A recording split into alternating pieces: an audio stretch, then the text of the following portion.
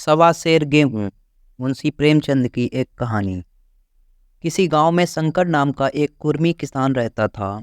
सीधा सादा गरीब आदमी, अपने काम से काम, न किसी के लेने में न किसी के देने में, झक्का पंजा ना जानता था। छल प्रपंच की उसे छूत भी ना लगी थी। ठगे जाने की चिंता ना थी। ठग विद्या ना जानता था। भोजन मिला खा लिया, ना मिला चबेने पर काट दी। चबेना भी ना मिला तो पानी पी लिया और राम का नाम लेकर सो गया। किंतु जब कोई अतिथि द्वार पर आ जाता था तो उसे इस निवृत्ति मार्ग का त्याग करना पड़ता था, विशेषकर जब साधु महात्मा पदार्पण करते थे तो उसे अनिवार्यत सांसारिकता की शरण लेनी पड़ती थी। खुद भूखा सो सकता था पर साधु को कैसे भूखा सुलाता, भगवान के भक्त जो ठहरे। एक दिन संध्या का समय एक महात्मा ने आकर उसके द्वार पर डेरा जमाया। तेजस्वी मूर्ति थी, पीताम्बर गले में, जटा सिर पर, पीतल का कमंडल हाथ में, खड़ाऊं पैर में, ऐनक आंखों पर। संपूर्ण वेश उन महात्माओं का था जो रईसों के प्रसादों में तपस्या, हवा गाड़ियों पर देव स्थानों की परिक्रमा और योग सिद्धि प्राप्त करने के लिए रुचिकर भोजन करते हैं। घर में जौ का आटा था, वह उन्हें कैसे खिलाता। प्राचीन काल में जौ का चाहे जो कुछ महत्व रहा हो, पर वर्तमान युग में जौ का भोजन सिद्ध पुरुषों के लिए दुष्पाच्य होता है। बड़ी चिंता हुई, महात्मा जी को क्या खिलाऊं। आखिर निश्चय किया कि कहीं से गेहूं का आटा उधार लाऊं, पर गांव भर में गेहूं का आटा ना मिला।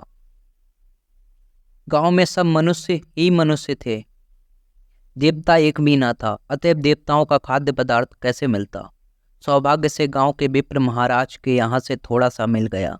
उनसे सवा सेर गेहूं उधार लिया और स्त्री से कहा कि पीस दे। महात्मा ने भोजन किया, लंबी तान कर सोए, प्रातःकाल आशीर्वाद देकर अपनी राह ली। विप्र महाराज साल में 2 बार खलियान लिया करते थे। शंकर ने दिल में कहा, सवा सेर गेहूं इन्हें क्या लौटाऊं, पसेरी बदले कुछ ज्यादा खलियान दे दूंगा। ये भी समझ जाएंगे, मैं भी समझ जाऊंगा। चैत में जब विप्र जी पहुंचे तो उन्हें 1.5 पसेरी के लगभग गेहूं दे दिए और अपने को वो ऋण समझकर उसकी कोई चर्चा ना की। विप्र जी ने फिर कभी ना मांगा। सरल शंकर को क्या मालूम था कि वह सवा सेर गेहूं चुकाने के लिए मुझे दूसरा जन्म लेना पड़ेगा। 7 साल गुजर गए। विप्र जी विप्र से महाजन हुए। शंकर किसान से मजदूर हो गया। उसका छोटा भाई मंगल उससे अलग हो गया था। एक साथ रहकर दोनों किसान थे, अलग होकर मजूर हो गए थे। शंकर ने चाहा कि द्वेष की आग भड़कने ना पाए, किंतु परिस्थिति ने उसे विवश कर दिया। जिस दिन अलग अलग चूल्हे जले वह फूट फूट कर रोया, आज से भाई भाई शत्रु हो जाएंगे। एक रोएगा दूसरा हंसेगा, एक के घर में मातम होगा तो दूसरे के घर में गुलगुले पकेंगे। प्रेम का बंधन, खून का बंधन, दूध का बंधन आज टूटा जाता है। उसने भागीरथ परिश्रम से कुल मर्यादा का वृक्ष लगाया था, उसे अपने रक्त से सींचा था। उसको जड़ से उखाड़ता देखकर उसके हृदय के टुकड़े हुए जाते थे। 7 दिनों तक उसने दाने की सूरत तक न देखी थी। दिन भर जेठ की धूप में काम करता था और रात को मुंह लपेटकर सो रहता। इस भीषण वेदना और दुस्सह कष्ट से रक्त को जला दिया और मांस मज्जा को घुला दिया। बीमार पड़ा तो महीनों खाट से ना उठा। अब गुजर बसर कैसे हो। 5 बीघे के आधे रह गए, एक बैल रह गया, खेती क्या खाक होती। अंत को यहाँ तक नौबत पहुंची कि खेती केवल मर्यादा रक्षा का साधन मात्र रह गई। जीविका का भार मजूरी पर आ पड़ा। 7 वर्ष बीत गए। एक दिन शंकर मजूरी करके लौटा तो राह में विप्र जी ने टोक कर कहा, शंकर, कल आकर के अपने बीज वेग का हिसाब कर ले। तेरे यहाँ 5.5 मन गेहूं कब के बाकी पड़े हुए हैं और तू देने का नाम नहीं लेता। हजम करने का मन है क्या? शंकर ने चकित होकर कहा, मैंने तुमसे कब गेहूं लिए थे जो 5.5 मन हो गए? तुम बोलते हो? मेरे यहाँ किसी का छटाक भरना अनाज है, न पैसा उधार है। विप्र जी, इसी नियत का तो ये फल भोग रहे हो कि खाने को नहीं जुड़ता। ये कहकर विप्र जी ने उसे सवा सेर गेहूं का जिक्र किया जो आज के 7 वर्ष पहले शंकर को दिए थे। शंकर सुनकर अवाक रह गया। ईश्वर, मैंने इन्हें कितनी बार खलिहानी दी, इन्होंने मेरा कौन सा काम किया। जब पोथी पत्र देखने, साहित्य सगुन बिचारने द्वार पर आते थे, कुछ ना कुछ दक्षिणा ले ही जाते थे। इतना स्वार्थ, सवा सेर अनाज को अंडे की भांति सेंकर आज ये पिशाच खड़ा कर दिया जो मुझे निगल जाएगा। इतने दिनों में एक बार भी कह देते तो गेहूं तौल कर दे देता। क्या इसी नीयत से चुप सादे बैठे रहते थे? बोला महाराज, नाम लेकर तो मैंने उतना अनाज नहीं दिया, पर कई बार खलिहानों में सेर दो दो सेर दिया है। अब आप आज 5.5 मन मांगते हो, मैं कहाँ से दूंगा? विप्र जी, लेखा ज्यों बख्शीश 100 तुमने जो कुछ दिया होगा उसका कोई हिसाब नहीं। चाहे एक की जगह 4 पसेरी दे दो, तुम्हारे नाम वही में 5.5 मन लिखा हुआ है, जिससे चाहे हिसाब करवा लो। दे तो दे, तुम्हारा नाम छेंक दूं, नहीं तो और भी बढ़ता रहेगा। शंकर पांडे, क्यों एक गरीब को सताते हो? मेरे खाने का ठिकाना नहीं, इतना गेहूं किसके घर से लाऊंगा? विप्र, जिसके घर से चाहे लाओ, मैं छटाक भर भी ना छोड़ूंगा। यहाँ ना दोगे, भगवान के घर तो दोगे। शंकर कांप उठा। हम पढ़े लिखे आदमी होते तो कह देते, अच्छी बात है, ईश्वर के घर ही देंगे। वहाँ की तौल यहाँ से कुछ बड़ी तो ना होगी, कम से कम इसका कोई प्रमाण हमारे पास नहीं, फिर उसकी क्या चिंता। किंतु शंकर इतना तार्किक, इतना व्यवहार चतुर ना था। एक तो ऋण वह भी ब्राह्मण का, वही में नाम रहेगा तो सीधे नरक में जाऊंगा। इस ख्याल से ही उसे रोमांच हो गया। बोला, महाराज, तुम्हारा जितना होगा यही दूंगा, ईश्वर के यहाँ क्यों दूं? इस जन्म में जो ठोकर खा रहा हूँ, उस जन्म के लिए क्यों कांटे बोऊं? मगर ये कोई नियम नहीं है, तुमने राई का पर्वत बना दिया। ब्राह्मण हो, तुम्हें ऐसा नहीं करना चाहिए था। उसी घड़ी तगादा करके ले लिया होता तो आज मेरे सिर पर इतना बड़ा बोझ क्यों पड़ता? मैं तो दे दूंगा, लेकिन तुम्हें भगवान के यहाँ जवाब देना पड़ेगा। विप्र, वहाँ का डर तुम्हें होगा, मुझे क्यों होने लगा? वहाँ तो सब अपने ही भाई बंधु हैं, ऋषि मुनि सब तो ब्राह्मण ही हैं, देवता ब्राह्मण हैं। जो कुछ बने बिगड़ेली होगी संभाल लेंगे। तो कब देते हो?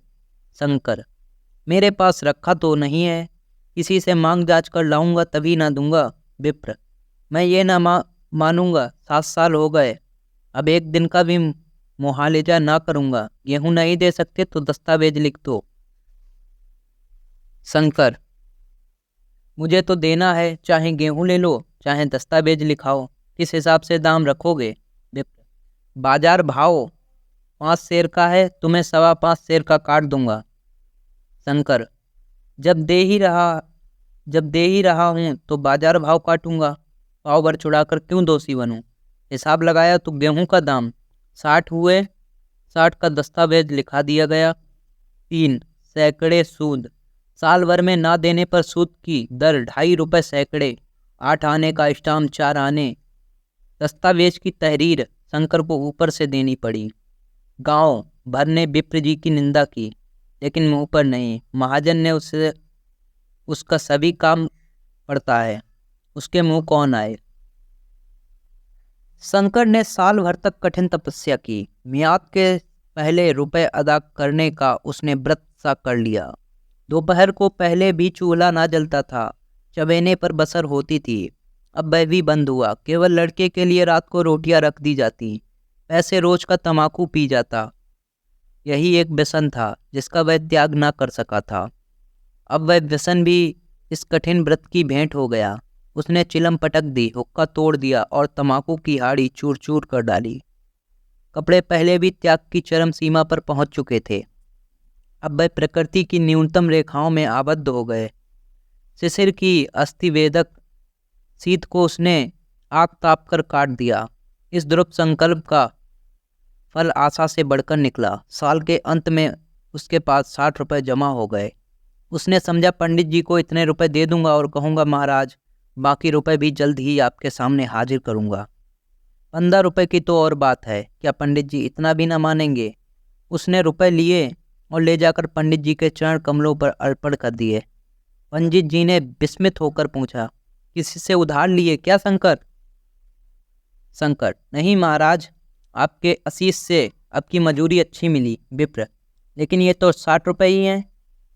शंकर, हाँ महाराज, इतने अभी ले लीजिए, बाकी मैं 2-3 महीने में दे दूंगा। मुझे उऋण कर दीजिए।